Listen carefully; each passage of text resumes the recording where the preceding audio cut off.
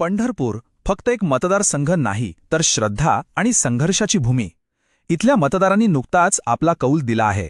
पण हा कौल नक्की काय सांगतो? निव्वळ एका उमेदवाराचा विजय किंवा पराभव, की त्यामागे काहीतरी खोल दडलंय?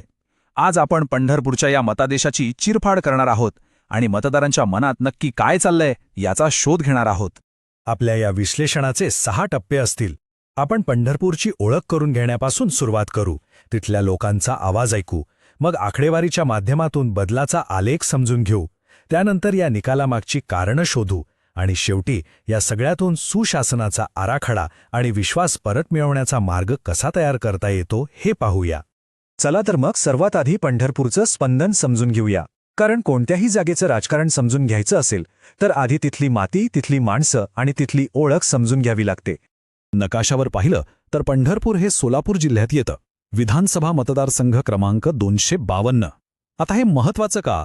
कारण हे नीम शहरी आहे, म्हणजे इथं शहराचं वारही आहे आणि ग्रामीण भागाची मूळ ओळखही आहे.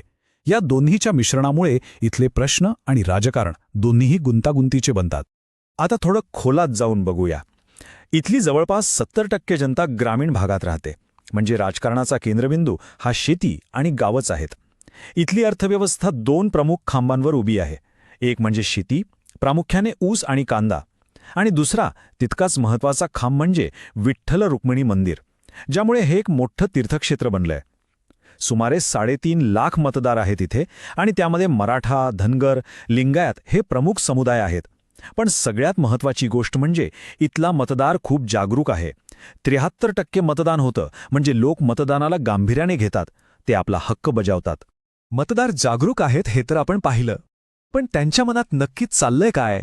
त्यांचे प्रश्न काय आहेत? त्यांच्या तक्रारी काय आहेत? चला आता मतदारांचा आवाज ऐकूया.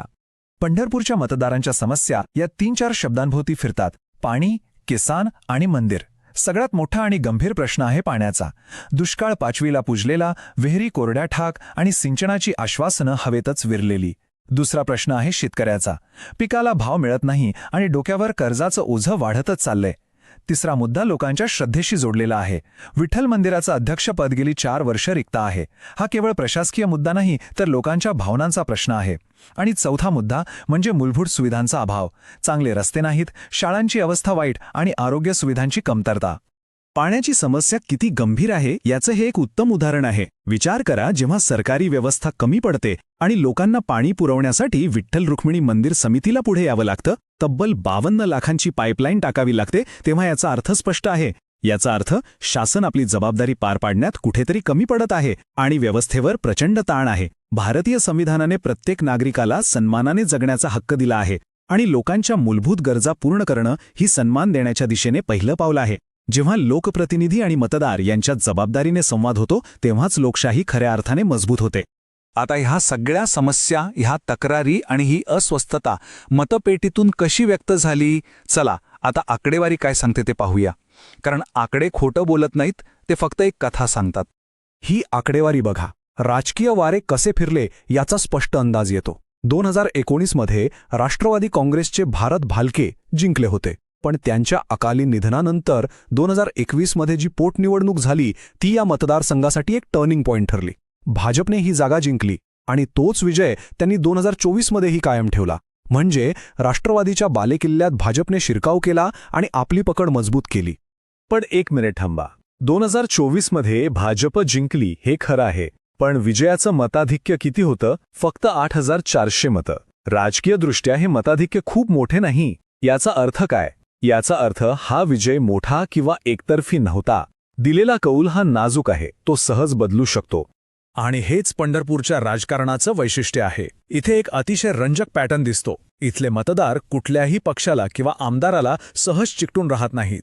गेल्या काही निवडणुकांचा इतिहास बघितला तर कोणत्याही विद्यमान आमदाराला सलग दुसऱ्यांदा संधी मिळालेली नाही. यालाच अँटी इन्कम्बेन्सी म्हणतात, म्हणजे सत्ताधाऱ्यांविरुद्ध कौल देण्याची एक प्रवृत्ती. ही प्रवृत्तीच पंढरपूरच्या राजकीय डीएनएचा भाग बनली आहे.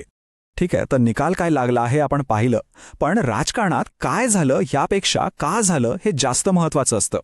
आता आपण उमेदवारांच्या पलीकडे जाऊन या निकालामागची प्रणालीगत कारणं काय आहेत याची चिकित्सा करूया.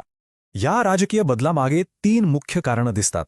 पहिलं, विरोधी पक्षाचं संघटनात्मक दुबळेपण. नेतृत्वाची एक पोकळी निर्माण झाली आणि कार्यकर्त्यांची जमिनीवरची पकड ढिली झाली.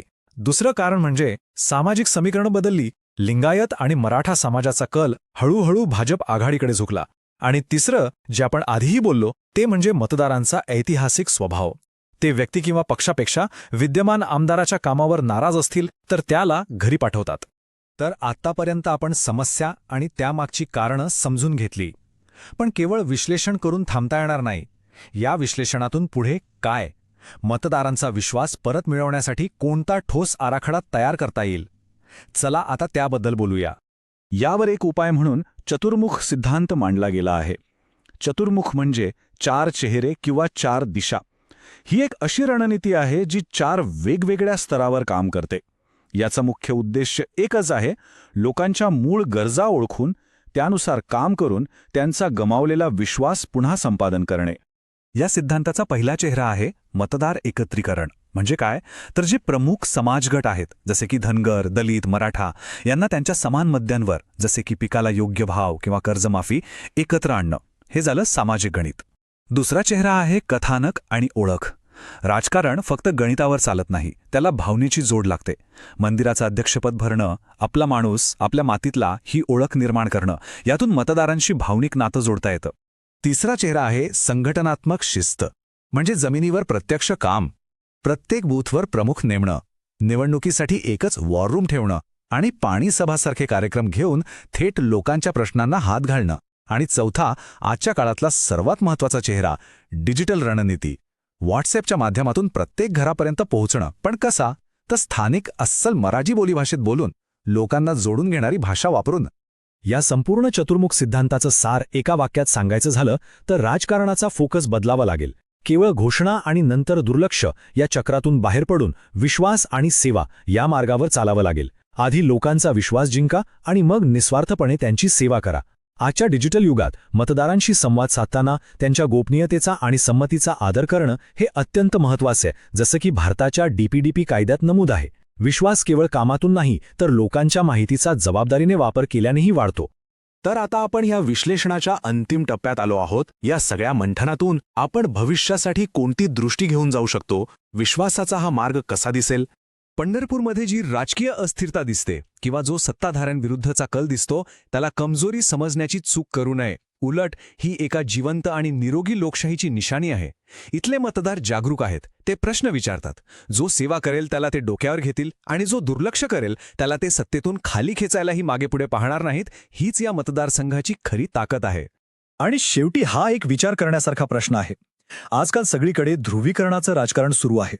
अशा काळात जात धर्माच्या पलीकडे जाऊन लोकांचे जे खरे प्रश्न आहेत, पाणी, रोजगार, शिक्षण, आरोग्य, ते सोडवण्यासाठी प्रामाणिकपणे आणि दीर्घकाळ काम करत राहणे हीच सर्वात शक्तिशाली राजकीय रणनीती ठरू शकते का? पंढरपूरचा मतदार तर हो असंच काहीसं सांगतोय. If you want to become a people-centric leader and uplift your constituency, get in touch with Blueprint Strategies AI at mgr@blueprintstrategies.ai or call 8042041602. Purpose Beyond Politics.